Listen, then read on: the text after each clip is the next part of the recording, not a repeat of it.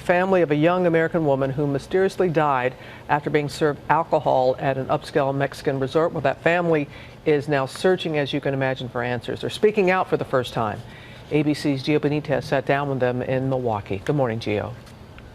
Robin, good morning to you. They're speaking out now because they hope that someone who was at the resort that day will come forward with information. This happened in broad daylight, and incredibly, they say the hotel had no surveillance cameras by the pool. You protect your child from so much since they're born, and then, you know, it happens in an instant. This is the family at the center of a battle for answers, desperately trying to find out how their daughter ended up floating face down in a pool, breaking her collarbone and slipping into a coma just 2 hours into their Mexican vacation at a 5-star resort, later dying. How excited about Mexico were you? Probably the most excited person was Abby. Mom Ginny and stepdad John booked the Iberostar Paraiso Resort in Playa del Carmen. We just sat on chairs at the side of the pool, and they're like, we're going to go up, we're going to get it ready for dinner, you guys need to meet us in the lobby at 7:30.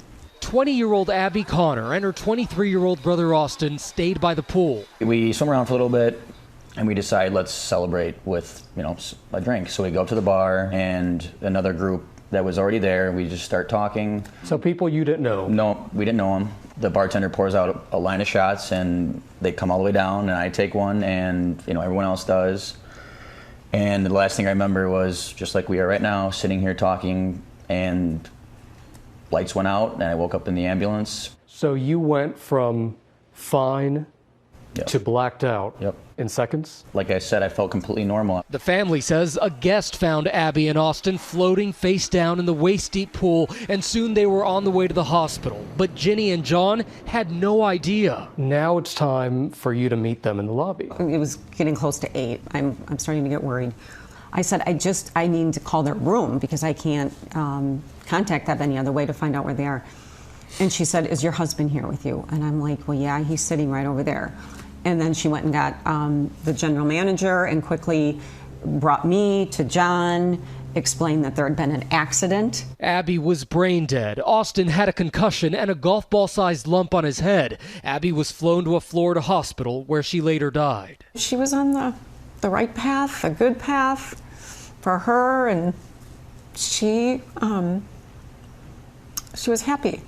That day, their blood alcohol level was a 0.25, 3 times the legal limit in their home state of Wisconsin. Austin says he can't remember how many shots they had. Is it at all possible that you just drank too much? I've thought about it, and I mean, it is a possibility, but how, if we're in a group of people, do 2 people at the same exact time just pass out in the pool and no one sees it? The family questioning if tainted alcohol, a toxic mix of cheap ingredients, could be partially to blame. Other families have since come forward, recalling how they suddenly blacked out after a few drinks during visits to resorts in Mexico.